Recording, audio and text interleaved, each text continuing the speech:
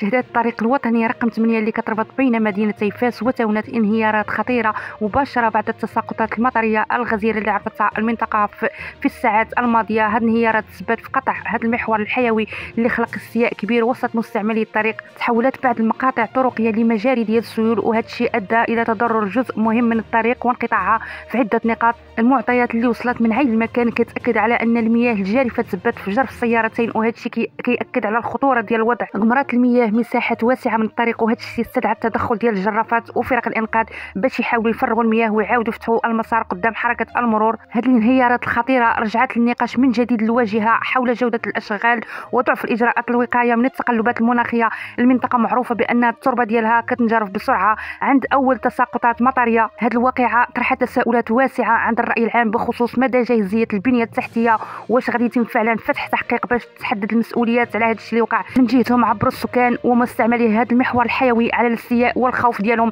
من تكرار هذه الحوادث، وطالبوا بالتدخل العاجل للاصلاح الاضرار وتامين الطريق اللي كيعتبروه الشريان الرئيسي اللي كيربط تونات وفاس. كتبقى الجهه المعنيه مطالبه بتقديم توضيحات واضحه حول الاسباب اللي خلات هذا الانهيار يكون سريع، خصوصا وان هذه اول تساقطات ديال هذا الموسم. هذا الشيء كيزيد يطرح علامه استفهام كبيره حول جوده الصيانه ديال الطرق ومراقبه الاشغال. كنتمناو يصلحوا هذا الطريق بسرعه لضمان سلامه المواطنين. شكرا لكم على حسن المتابعه، الى اللقاء في نشرات قادمه. دمتم في امان الله والى اللقاء.